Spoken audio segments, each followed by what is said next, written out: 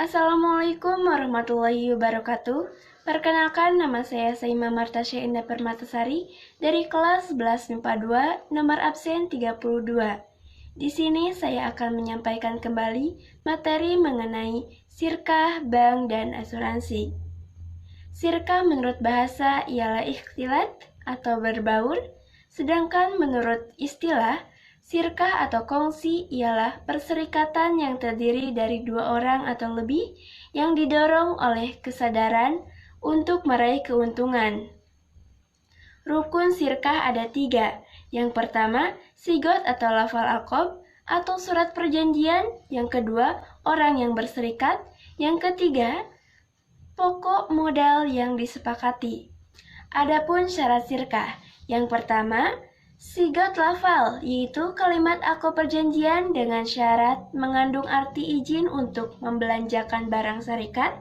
Yang kedua, orang atau anggota yang berserikat harus memenuhi syarat sehat akal, balik, merdeka, dan tidak dipaksa. Yang ketiga, pokok modal yang disepakati disyaratkan modal dapat berupa uang atau barang yang dapat ditimbang atau ditakar. Kemudian, barang hendaklah dapat digabungkan sebelum akad sehingga tidak dapat dibedakan lagi, dan barang tidak harus sama, tetapi menurut permufakatan orang yang berserikat. Bentuk-bentuk serikat harta dalam kehidupan modern. Yang pertama ada firma atau FA, yang kedua CV, yang ketiga perseroan terbatas atau PT, yang keempat ada koperasi. Adapun bentuk sirkah, yang pertama serikat harta atau sirkatul inan, yang kedua sirkah kerja. Macam-macam sirkah kerja ada 3. Yang pertama kirod, yang kedua muzako, yang ketiga ada muzaro'ah dan mukhabaroh. Dan bentuk yang ketiga dalam sirkah ada sirkah wujuh, yang keempat sirkah abdan, dan yang kelima ada sirkah mufawadoh. Kemudian bank. Bank ialah suatu lembaga yang mengatur pertukaran uang dengan sistem administrasi tertentu. Adapun jenis-jenis bank ada 3. Yang pertama, bank sentral, yang kedua, bank umum, dan yang ketiga, bank pembangunan. Berdasarkan pemiliknya, bank dibedakan menjadi 5. Yang pertama, bank pemerintah, kedua, bank swasta, yang ketiga, bank asing, yang keempat, bank Islam, dan yang kelima, bank koperasi.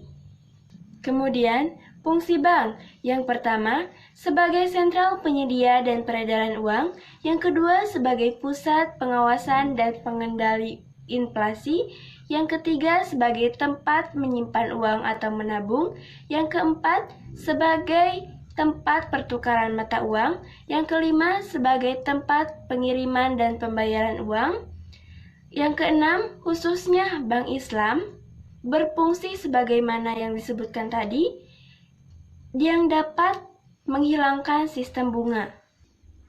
Asuransi. Asuransi ialah jaminan atau pertanggungan yang diberikan oleh penanggung atau perusahaan asuransi kepada tertanggung untuk risiko kerugian sesuai dengan yang ditetapkan dalam surat perjanjian atau polis bila mana terjadi kecelakaan atau kematian, dan tertanggung membayar premi setiap bulannya sebanyak yang ditentukan kepada penanggung. Kemudian, hal yang menjadi pokok perselisihan.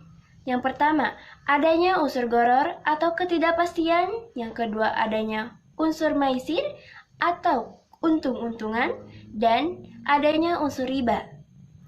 Adapun macam-macam asuransi. Yang pertama, asuransi jiwa. Yang kedua, asuransi beasiswa. Yang ketiga, asuransi jaminan hari tua. Dan yang keempat, asuransi barang.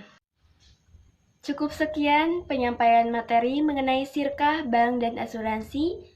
Mohon maaf bila ada salah kata. Wabillahi taufiq wal hidayah. Wassalamualaikum warahmatullahi wabarakatuh.